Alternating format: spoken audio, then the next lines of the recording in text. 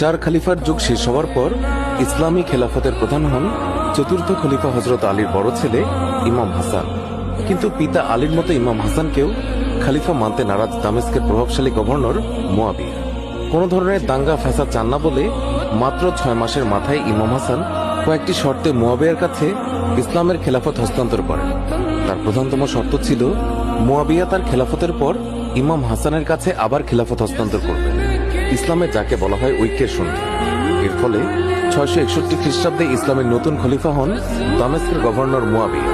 তার ক্ষমতা গ্রহণের কিছুদিন পরেই ইমাম হাসানকে বিষ প্রয়োগে হত্যা করে তার স্ত্রী যায়েদা। ধারণা করা হয় এই ষড়যন্ত্রে মুয়াবিয়া এবং তার পুত্র ইয়াজিদের হাত ছিল। প্রায় 20 বছর ক্ষমতায় থাকার পর মুয়াবিয়া চুক্তির শর্ত ভঙ্গ করে মৃত্যুর আগেই খলিফা নির্বাচিত করে যান তার পুত্র ইয়াজিদকে। 680 খ্রিস্টাব্দের মে মাসে ইসলামের নতুন খলিফা হন ইয়াজিদ। দামেস্ক হয় ইসলামী খেলাফতের নতুন ঘাঁটি। এই অন্যায় আচরণে মুসলমানদের মধ্যে অসন্তোষ দেখা দেয়, দ্বিধা বিভক্তি হয়ে পড়ে মুসলমানরা। মুয়াবিয়ার পর ইসলামের খলিফা হবার জন্য সবচেয়ে যোগ্য দাবিদার ছিলেন হুসাইন ইবনে আলী, আব্দুল্লাহ ইবনে জুবায়ের এবং আরো বেশ কয়েকজন। তাদের মধ্যে থেকে খলিফা না করে নিজ পুত্র ইয়াজিদকে খলিফা বানানোই ইসলাম এক গভীর সংকটে পড়ে। ইসলামের খিলাফতে শুরু হয় রাজবংশের শাসন। পিতার অযোগ্য সন্তানও হয়ে যায় ক্ষমতার উত্তরাধিকার। ইয়াজিদের বিরুদ্ধে অভিযোগ ছিল তিনি মদ পান করতেন। তাছাড়াও তিনি উশৃঙ্খল জীবন যাপনে অভ্যস্ত ছিলেন, যা ইসলামী খেলাফতকে প্রশ্নবিদ্ধ করে। হুসেন ইবনে আলী সহ বিশিষ্ট সাহাবারা অযোগ্য ইয়াজিদের খেলাফতকে মানতে অস্বীকৃতি জানান। ইমাম হুসাইন এবং ইয়াজিদের বিরোধের সূত্রপাত এখান থেকেই শুরু হয়। ইয়াজিদ তার বশ্যতা স্বীকার করার জন্য মদিনার গভর্নর ওয়ালিদকে দিয়ে চাপ প্রয়োগ করতে থাকেন হুসাইন এবং সাহাবীদের। এরপর আর মদিনায় থাকা নিরাপদ নয় মনে করে হুসাইন এবং তার অনুসারীরা মক্কায় চলে যান। এই সময় কুফা থেকে একের পর এক চিঠি আসতে থাকে হুসাইনের কাছে। সবাই হুসাইনের কাছে বায়াত নিতে চায় এবং ইয়াজিদের বিপক্ষে জান মাল বাজি রেখে যুদ্ধ করতে চায়। একসময় প্রায় 500 চিঠি আসে। সবার আকুতি হুসাইন যেন দ্রুত কুফায় চলে আসে। পরিস্থিতি সরেজমিনে দেখতে চাচাতো ভাই মুসলিম ইবনে আকিলকে কুফায় পাঠান হুসাইন। মুসলিমকে পেয়ে একে একে 1800 কুফাবাসী হুসাইনের পক্ষে বায়াত বা শপথ গ্রহণ করতে থাকে। পরিস্থিতি অনুকূলে উল্লেখ করে হুসাইনকে দ্রুত কুফায় আসতে বলেন মুসলিম। এই চিঠি পেয়ে মক্কা থেকে কুফার দিকে যেতে চাইলে কিছু সাহাবী হুসাইনকে কুফাবাসীর উপর ভরসা করতে নিষেধ করে। তারা হযরত আলীর সঙ্গে কুফাবাসীর ধোঁকা দেওয়ার কথা মনে করিয়ে দেন। কিন্তু তবু ইসলামকে ইয়াজিদের হাত থেকে রক্ষা করতে কুফার উদ্দেশ্যে যাত্রা শুরু করে হুসাইন এবং তার অনুসারীরা। 680 খ্রিস্টাব্দের 9 সেপ্টেম্বর এর মাঝে কুফার পরিস্থিতি পাল্টাতে থাকে। ইয়াজিদ নুমানকে বরখাস্ত করে উবাইদুল্লাহ ইবনে জিয়াদকে কুফার নতুন গভর্নর নিয়োগ করেন। বর্বর উবাইদুল্লাহ দ্রুত তার বাহিনী দিয়ে মুসলমানদের ভয়ভীতি দেখিয়ে সবকিছু তার অনুকূলে নিয়ে আসে। উবাইদুল্লাহ মুসলিমদেরকে বন্দী করে হত্যা করেন। কুফাবাসী আবারও বিশ্বাসঘাতকতা করে হুসাইনের পক্ষ ত্যাগ করে পালিয়ে যায়। এই বিশ্বাসঘাতকতার খবর মৃত্যুদণ্ড কার্যকরের আগে মুসলিম চিঠিতে হুসেনকে জানিয়ে দেয়। সেই চিঠি হুসেনের কাছে যখন পৌঁছায় তখন কুফা মাত্র 2 দিনের পথ বাকি। সেখান থেকে হুসেন ফিরতে চাইলে তার বাহিনী রোধ করে ইয়াজিদের 3 বাহিনী। আমার সীমার এবং হুসাইন বিন তামিমের বাহিনী হুসেন এবং তার অনুসারীদেরকে এক মরু প্রান্তরের দিকে নিয়েছে। হুসাইন যখন জানতে পারে এই স্থানটির নাম কারবালা, তখন তিনি তার অনুসারী এবং পরিবারবর্গকে তাঁবু খাটিয়ে ফেলে সেই কারবালায়। সালটা 2 অক্টোবর 680 খ্রিস্টাব্দ।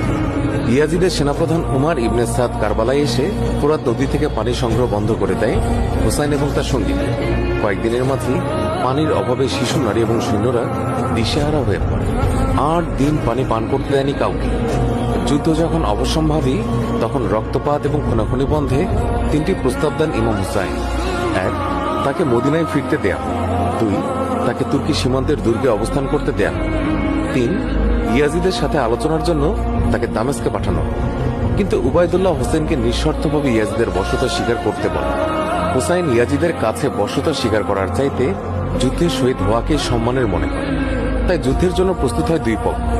পরের দিন 10ই মুহররম শুরু হয় সেই ভয়ঙ্কর যুদ্ধ। কারবালার যুদ্ধ একদিনের যুদ্ধ।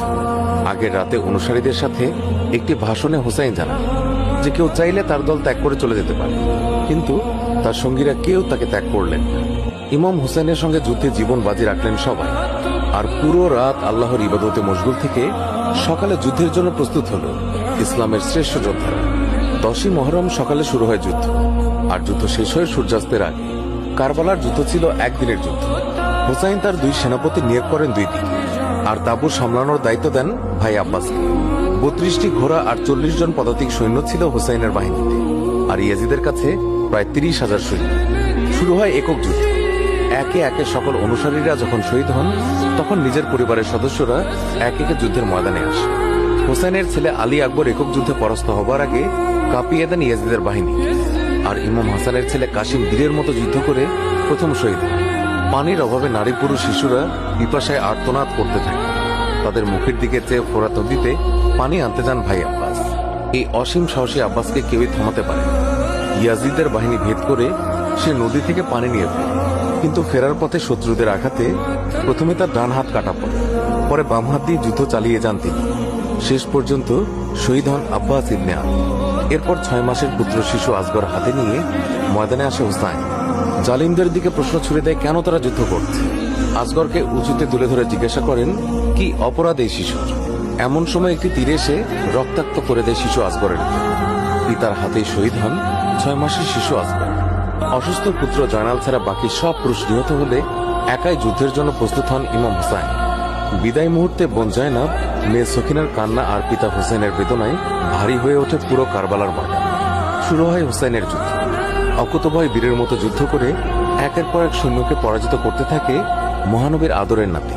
হুসাইন যখন অপ্রতিরোধ হয়ে ইয়াজিদের বাহিনীকে পরাজিত করে সামনে এগোতে থাকে, ঠিক তখনই একের পর এক তীর এসে বিদ্ধ করতে থাকে তার ঘোড়ার শরীর।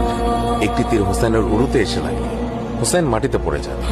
এরপর আরো শক্তি এবং সাহসের সঙ্গে যুদ্ধ চালিয়ে যান হুসাইন। যেন এক আল্লাহ ছাড়া কারো কাছে মাথা নত করতে জানে না মুসলমান। সে জীবনকে তুচ্ছ মনে করে অন্যায়ের সাথে আপোষ করার চাইতে একের পর এক তীর এসে বিঁধে যাচ্ছিল হুসাইনের শরীরে। সেই সময় হঠাৎ কয়েকটি তীর এসে বিঁধে যায় ইমামের কলিজে। হুসাইন মাটিতে লুটিয়ে পড়ে। ইয়াজিদের বাহিনী এসে ঘিরে ধরে হুসাইন, তবে তাকে আঘাত করার কেউই সাহস পাচ্ছিলেন না। তারা কেউই চাচ্ছিলেন না হযরত মুহাম্মদ সাল্লাল্লাহু আলাইহি ওয়াসাল্লামের প্রিয় এই নাতি হুসাইনকে আঘাত করে নিজের হাতকে রক্তাক্ত করতে। এরই মাঝে প্রথম এসে হুসাইনকে আঘাত করে শিমার বিন জুল জওশান। তার গলায় নির্দয়ভাবে ছুরি চালিয়ে মস্তক কেটে ধরকে আলাদা করে ফেলে শিমার। এরপর সে মৃত দেহের উপর চালানো হয় ভয়ঙ্কর রকমের নৃশংসতা। হুসাইনের শরীরে 33টি বর্ষা ও 34টি তরবারির দাগ পাওয়া যায়। 54 বছর বয়সে কারবালায় শহীদ হন ইসলামের সর্বশ্রেষ্ঠ যোদ্ধা ইমাম হুসাইন আলাইহিস সালাম। হুসাইনের কাটা মস্তকে বর্ষায় গেঁথে ইয়াজিদের কাছে পাঠানো হয়। এই ভয়ঙ্কর বিভৎসতা ইয়াজিদের বুকও কেঁপে ওঠে। কাটা মাথা ফেরত পাঠালে কারবালায় দাফন করা হয় ইমাম হুসাইনকে। শিশু ও নারীদেরকে দামেস্কে বন্দী করে পাঠানো হয়। তাঁবুতে আগুন ধরিয়ে দেয়া হয়। সে যুদ্ধে ইয়াজিদের 88 সৈন্য নিহত হয়, আর হোসেনের পক্ষের একমাত্র জয়নাল ছাড়া মোট 72 জনই শহীদ হন। ইমাম হুসাইনের এমন নৃশংস হত্যার প্রতিবাদে চারিদিকে বিদ্রোহের আগুন দেখা যায়। মাত্র 3 বছরের মাথায় ইয়াজিদ এক বিরল রোগে আক্রান্ত হয়ে মারা যান এবং তার সঙ্গীদেরকে হত্যা করা হয়। ইসলামের এক বেদনার অধ্যায়। কারবালার প্রান্তরে ইমাম হুসাইন এবং তার সঙ্গীদের আত্মত্যাগ এক গভীর এবং সুদূর প্রসারী প্রভাব ফেলে মুসলিমদের।